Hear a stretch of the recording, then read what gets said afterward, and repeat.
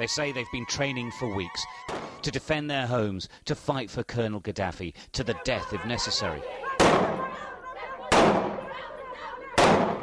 Though with some of the shooting going on, that might be sooner rather than later.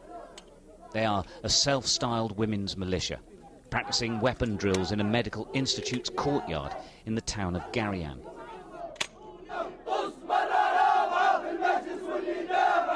In itself, that is significant. Rebels in Libya's western Nafusa mountains say taking Garian will be the last staging point before an attack on Tripoli to the north, and it'll happen soon.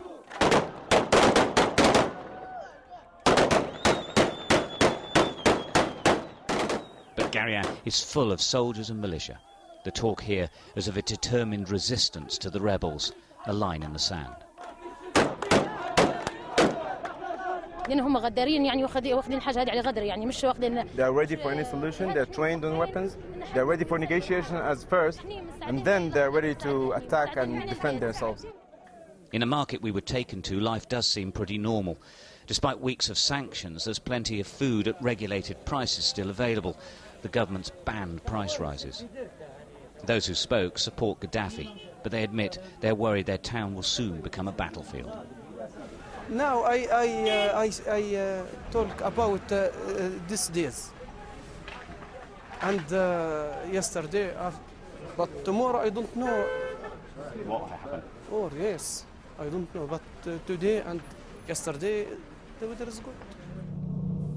The Nafusa mountain range has been the only consistent anti-Gaddafi stronghold in the west of the country since the uprising. The rebels say they are preparing an offensive across the vast plains to Tripoli.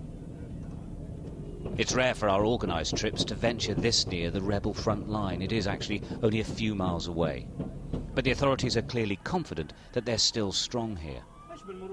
Our journey from Garian on the edge of the mountain range further west to the town of Al-Saba was an organised show of strength.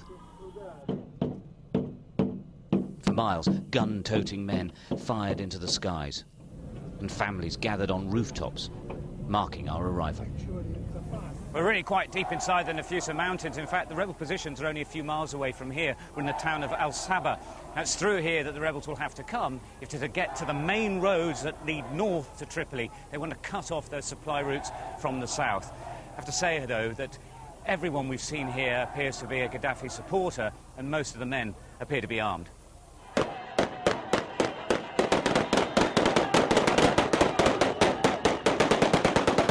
Whether an offensive will happen and what resistance the rebels would meet is simply impossible to predict. Without NATO assistance, it would seem unlikely to succeed. What we can't accurately gauge is how much support still exists for Colonel Gaddafi away from these people who are committed to his cause. The rebels, and perhaps NATO, believe that his support will collapse. So far, however, out here in the west, he's still very much in control. Stuart Ramsey, Sky News, in the Nafusa Mountains.